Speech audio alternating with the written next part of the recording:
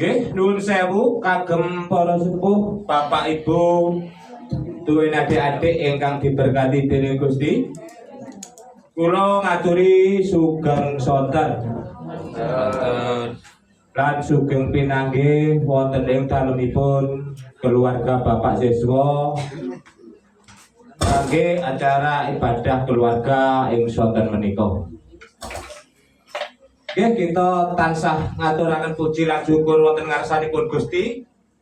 Awit Gusti tansah tresnani salebeting gesang kita sedaya wiwit inggih ngantos ing sonten menika kita kaparingan sehat kabingan krana katresnanipun Gusti piyambak. Nggih, Bapak Ibu, monggo kita wiwiti kita memuji ngangge kekidungan nomor 51 gangsal.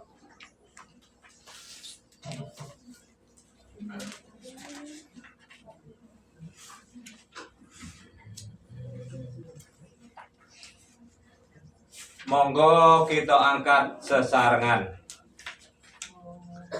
Aneng ngasane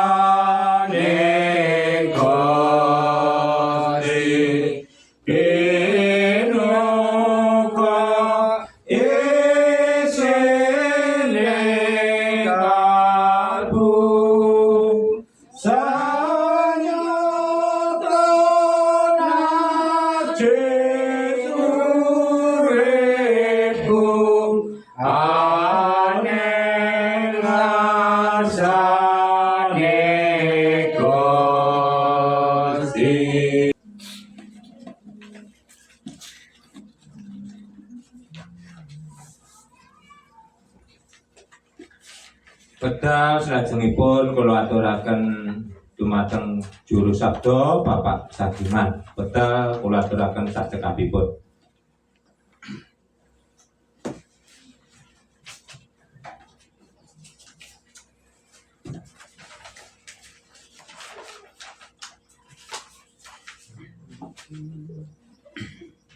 Kagem Bapak Ibu, tuwin para sederek kagunganipun Gusti. Krana wedalipun yen kita sami badhe lumebet ing pangabekti patuwin brayat ing wedal sonten menika, sumangga kita wiwiti lan sumangga nyawisaken batos kita piyambak-piyambak. Kidung pasamuan Jawi nomor 11 pada ingkang setunggalan kalih kula samya tetunggilan lan saklajengipun sumangga kita pujiaken sesarengan. Kula samya tetunggilan ngabekti mring Pangeran wecina lan kacerdhapan wabagas kesarasan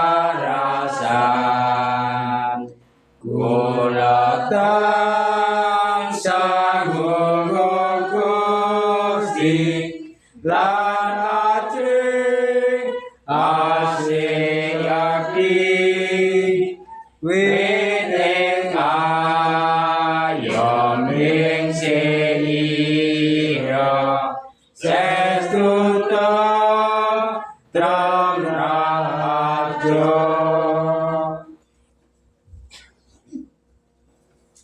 Bapak Ibu lan para sederek kagunganipun Gusti, sumangga kita sasyukur wonten ing ngarsanipun Gusti srana ndedonga langkung nggih. Sumangga kita ndedonga. Allah Rama ingkang wonten ing kraton swarga ingkang mulya. Gusti kawula ing wedal sonten menika kawula sedaya ngaturaken puji syukur dhumateng panuwun awit paduka tansah berkahi kita sedaya.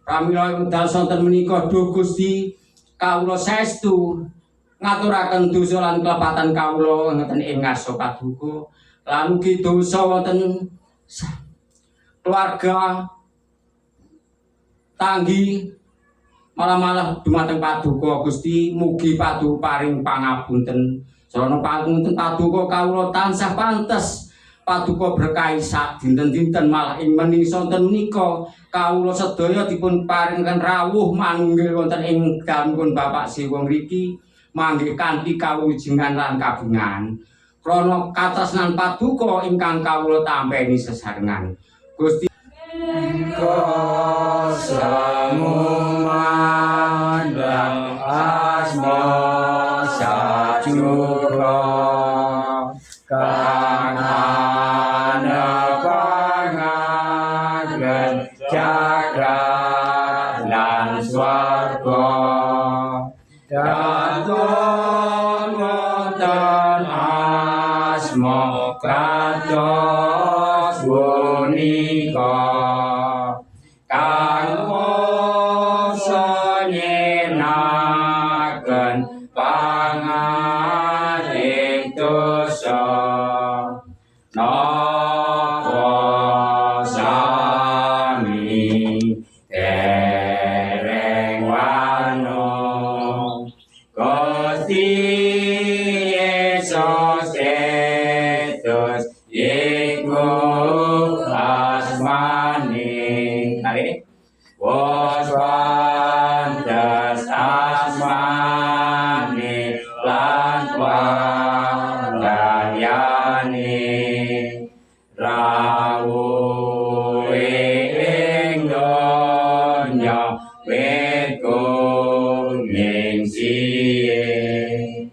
napa tiyang dosa sinau lip sedo Yahus nyawiskan papan ring swarga napa sami dereng wanung Gusti Yesus Kristus iku asmane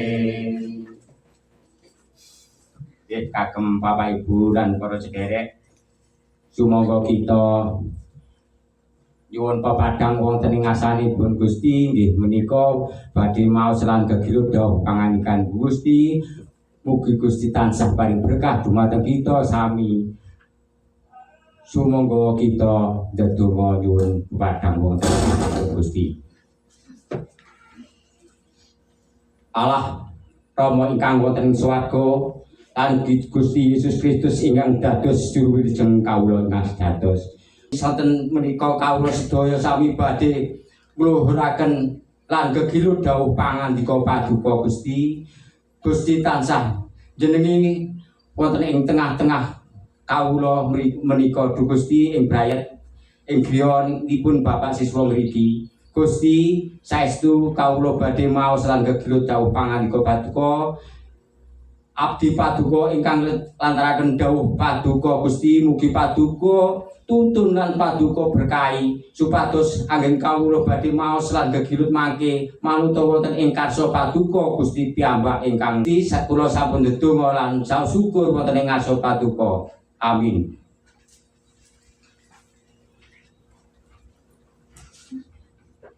Waosan ing wedal sonten menika kapundhut wonten ing setunggal Petrus sekawan ayat 7 ngantos 11 nggih.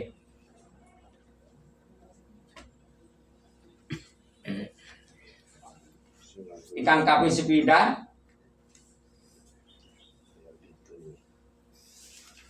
uripe wong Kristen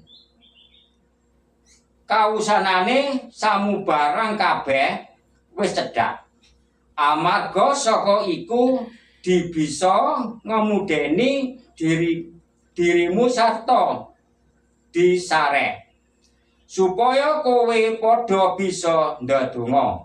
8 Nanging kang perlu dhewe padha tumemena anggonmu tresna tresnan.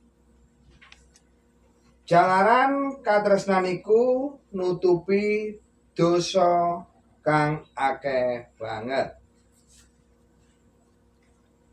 sing padha seneng pondhok pinondhokan ora nganggo grundel. Padha ladeni madenana miturut peparing kang wis ditambani dening kasuwun kaya dene juru pangruktining silamate Allah kang becik. 11 Menawa ana wong ngandhut iku kaya wong Estu lajeng sesdaya ingkang purun mirengaken lan tesaken sabdanipun Gusti, Gusti berkahi kita sedaya. Amin.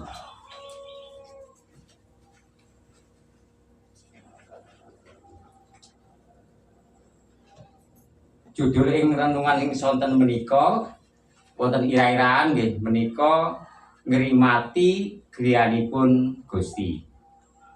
Ngrimati griyanipun Gusti.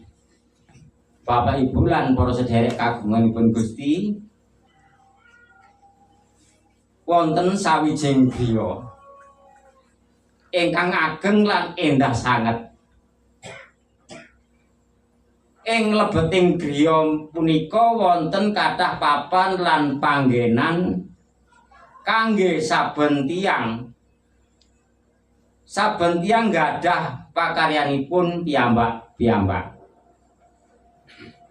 Menawi saben tiyang nindakaken pakaryanipun kanthi setya lan katresnan.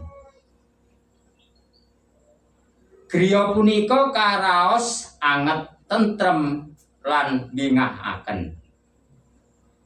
Nanging menawi wonten satunggaling tiyang ingkang boten peduli pawon katingal reget latar boten dipun sapu lawang boten dipun bikak nalika wonten tamu. Griya punika dangu-dangunipun semrawut lan kecalan endahipun. Makaten ugi kawontenanipun gereja. Gereja punika boten namung bangunan nanging ugi gesangipun para umatipun Allah.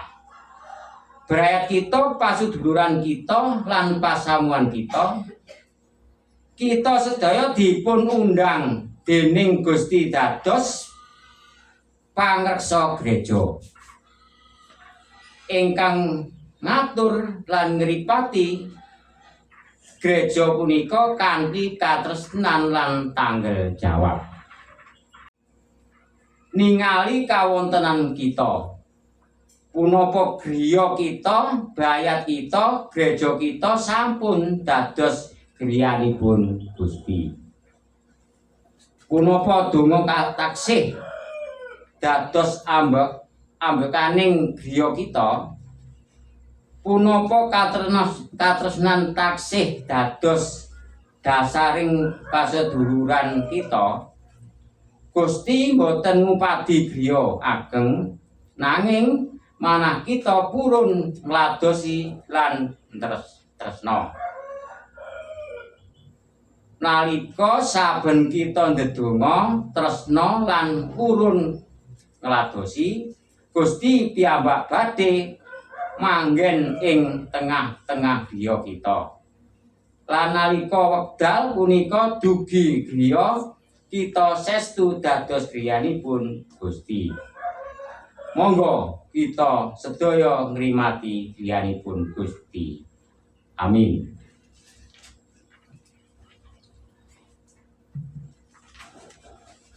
Oke, kagem Bapak Ibu lan para sederek, sumangga kita memuji malih kidung pasamuan Jawi nomor 326.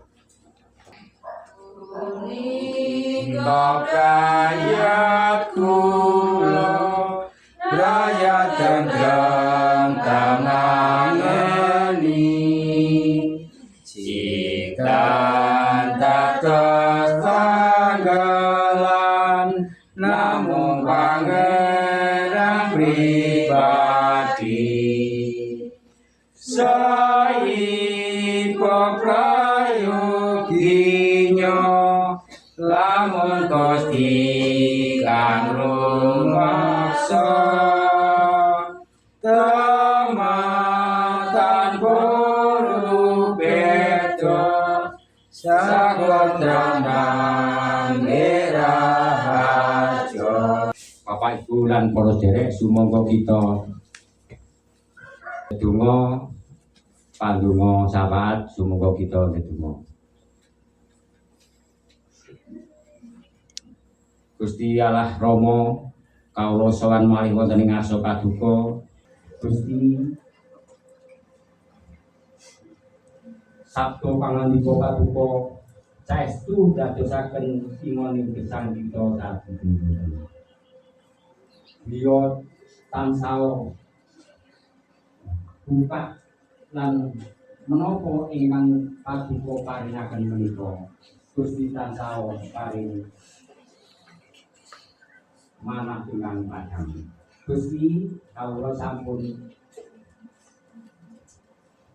babaraken lan maosaken kawula pangandika paduka.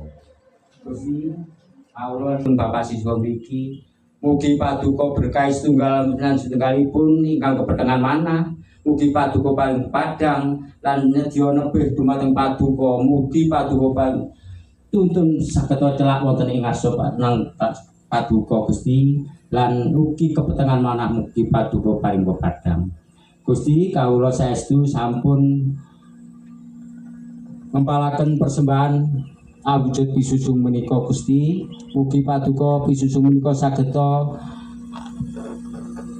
mugi paduka asta lan paduka agem pisusung menika sageta melaraken katon swarga wonten ing gereja paduka wonten ing Tambah Asri menika. Gusti Bapak siswa ingkang sampun maringi berkah arubet tedanan minuman menika mugi paduka berkahi. Matur nuwun Gusti kawula sampun ndedonga lan saos syukur. Amin. Bapak Ibu lan para sederek, sumangga kita pungkasi kaen memuji kidung pasamuan Jawi nomor 136.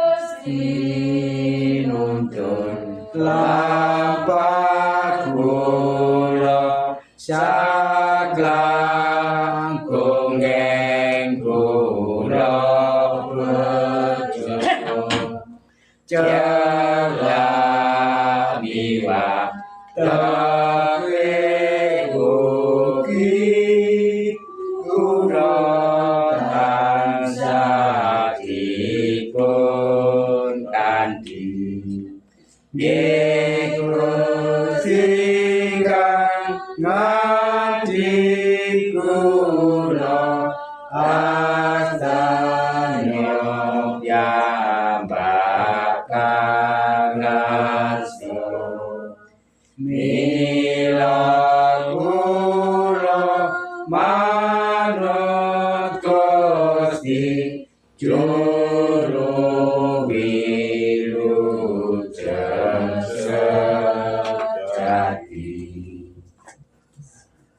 Sumangga kita nyuwun berkah wonten ngarsanipun Gusti. Gusti Allah Sang Rama berkahi lan kanthi kita. Gusti Yesus Kristus Sang Juru Wilujeng mimpin lan mitulungi kita. Roh Suci Sang pepadanging gesang maringi kegiatan kasagetan lan tentrem rahayu dhateng kita. Sapunika ngantos ing selami-laminipun. Amin. Mengkaten ben kula ngaturaken landharaken dawuh pangandikan Gusti, Gusti tansah berkahi kita sedaya. Amin.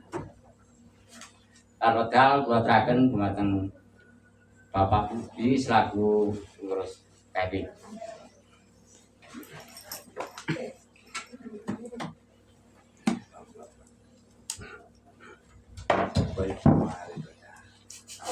Oke, Bapak Ibu, dan adik-adik ingkang diberkati dening Gusti, mekaten kala wau tumindake pangabekti wiwitan ngantos purna pinanggih lancar krana katresnanipun Gusti piyambak. Ing mriki kula selaku wakil kelompok ngaturaken panuwun ingkang ageng dumateng Bapak Sagiman ingkang sampun babaraken dawuhipun Gusti kala wau kanthi jelas. Mugi-mugi dawuh kala wau dados berkah anggen kita gesang derek Gusti. Lan ing mriki kula nggih ngaturaken panuwun dumateng keluarga Bapak siswa ingkang sampun kersa nampeni rawuhipun Gusti lumantar pangabekti brayat ing sonten menika. Mugi-mugi Gusti tansah berkahi salebeting keluarga Bapak siswa wiwit menika ngantos selami-laminipun. Lan ing mriki betal kula aturaken Ibu Bendara mangke sasampunipun ingkang kagungan dalem. Monggo. Matur nuwun wekdal ingkang kaparingaken dhateng kula. Bapak Ibu, kula badhe martosaken wartos KRW tanggal 12 bulan Gangsal ing dalemipun Bapak Artadi. Persembahan jemaat Rp1.200.000, sosial Rp1.200 kali Rp12.000, Natal Rp1.200 kali Rp1.000, jumlah Rp380 kali Rp1.000. Kehadiran dewasa kakung selingkur, putri selangkung, anak-anak kakung pitu, putri 6, jumlah 59 pendatang. Nggih Bapak Ibu ingkang kinasih, niki wonten berita jemaat Selasa kepengker sampun diwartosaken niki namung ngengetaken malih nggih. Ibadah tanggal 26 Mei tahun 2026 dilayani oleh kaum bapak-bapak. Dari Nepo Bapak Iswan Yudi nggih. Kemudian kerja bakti dilakukan diawali tanggal 25 Mei tahun 2026 untuk KRW Nebo, jadwalnya tanggal Kamis tanggal 28 Mei. 1 hari penuh niki nggih. Demikian Bapak Ibu wartos saking KRW, selajengipun kula paringaken dumateng tuan rumah.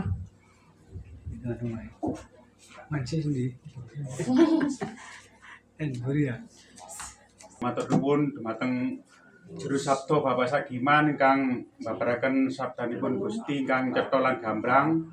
Nggih kula nggih matur nuwun ingkang ageng sampun ndongaken keluarga kecil kula, nggih kula nggih matur nuwun ingkang ageng.